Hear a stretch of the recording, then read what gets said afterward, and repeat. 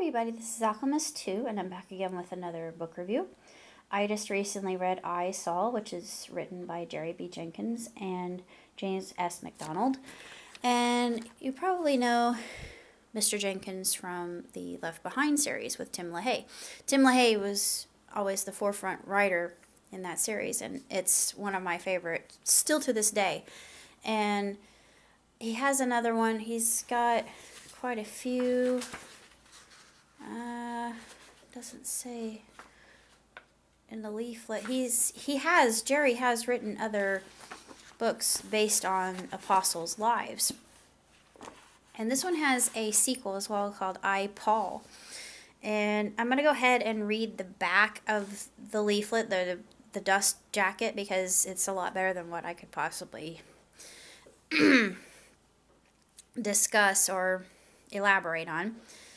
It says, a murderer who could change the world. From multi-million copy best-selling novelist Jerry Jenkins comes a compelling international thriller that conveys you from present-day Texas to a dank Roman dungeon in AD 67, then down to the dusty roads of ancient Israel, Asia, and then back to Rome.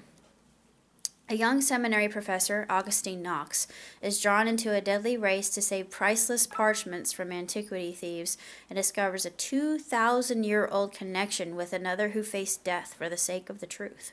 That would be Paul, of course. But he begins as Saul, as you will know. If you know anything about New Testament, then you're very familiar with who Saul was and whom he persecuted and why. And the book actually deliberates about that, and I found it very intriguing. It goes into the story of Stephen and how he was just so vehement about Stephen's testimony and says, stone him. And yeah, he was there to witness the execution and thought he was doing right in the Pharisees' eyes and thought, I am living up to my, I am honoring my role as a high priest. But, of course, he gets knocked off of his high horse, quite literally, later. But it's very, very interesting. And, of course, there's a lot of debate on if Paul was homosexual, why he never married. And it actually touches upon that there in the book, which I thought was also very fascinating. And there's this text doesn't say that he was, but part of me likes to believe that maybe Paul was. There are some texts that kind of elucidate to that, but I won't go into that here because this isn't that type of a book, though I would be interested in reading that. Oddly enough, it's a very well written book. It grabs you from the get-go immediately when you meet Augustine and his family, and just the drama that's unfolding in their lives, and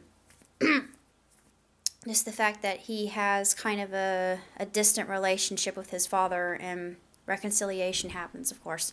Later on, it describes that, but it's very sensationally, like any other book Mr. Jenkins has written, is very detailed. It holds your attention. It's wrought with suspense, and it was woefully short. I really want to read the sequel now because Paul has been one of my favorite apostles, and the reason being the thorn in the flesh issue, which is not really touched upon here, and no scholar really knows what that thorn in the flesh was. They can't figure it out.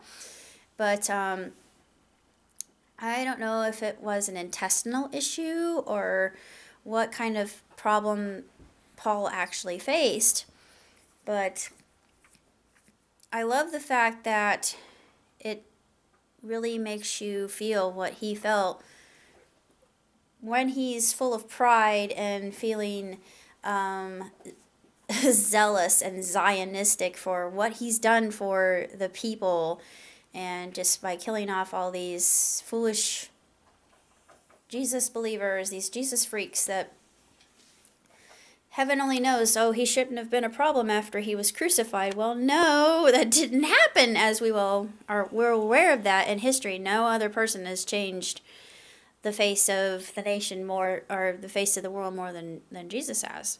And honestly, I am a follower, as you probably well know. I am not a follower who will say your way is incorrect, because I'm not that type. I just want to put that out there. You probably know if you've watched my channel before, and you're alerted to the fact that I won't disagree with you. Um, I might find differences of opinion based on what you believe, but I won't. I will not. Um, I won't make fun of your beliefs. That's just ridiculous how people get into arguments over things like beliefs. That's so archaic. It's so dumb. I mean, why?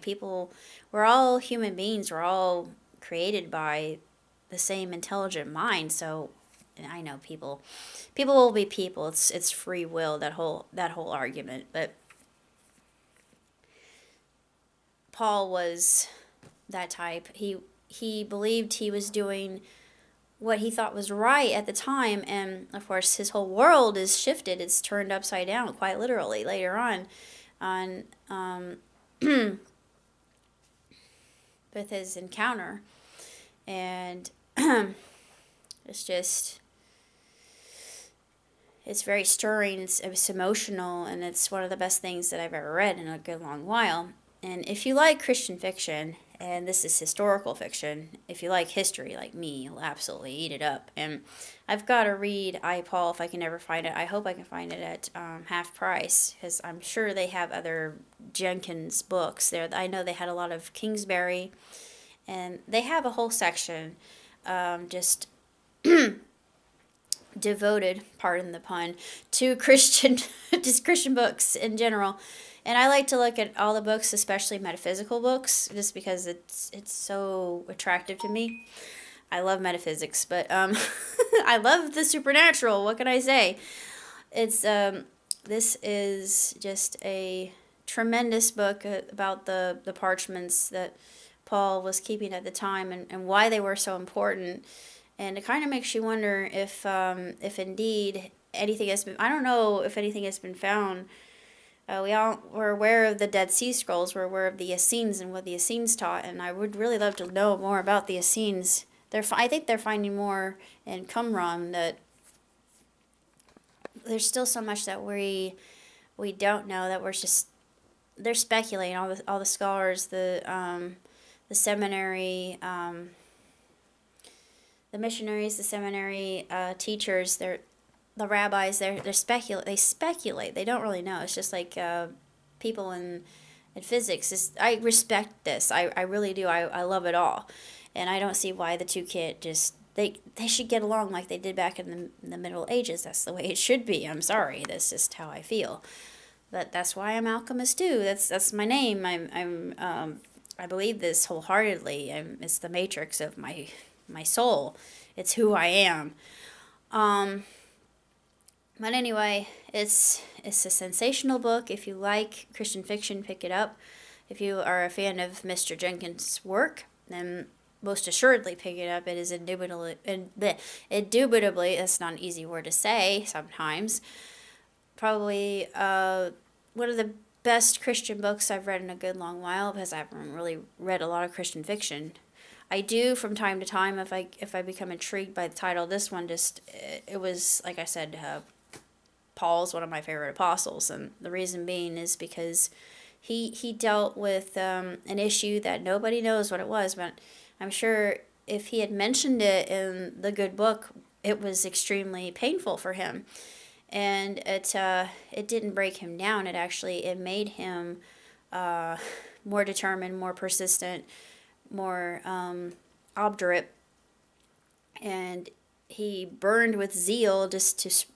He was a zealot. I mean, there's no other word for it. He was a zealot. It's just he's inspiring to me just because of that, and he never backed down. He never gave up. He was just driven forward by sheer determination. But that's pretty much all I got to say about I, Saul. And by all means, pick it up, read it, and savor it like I did. You'll probably glean a lot from it if you're a student of scripture like I am. I've read all kinds of different books, including the pseudepigrapha.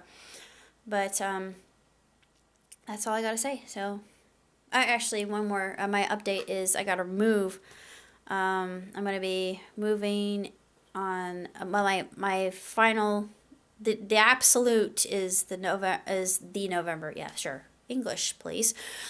The absolute move out date is November the 4th. That's when I had to have everything out of my house. So I have to get everything cleaned out and just get ready to move and prepare myself for that. So I got to do research over the weekend.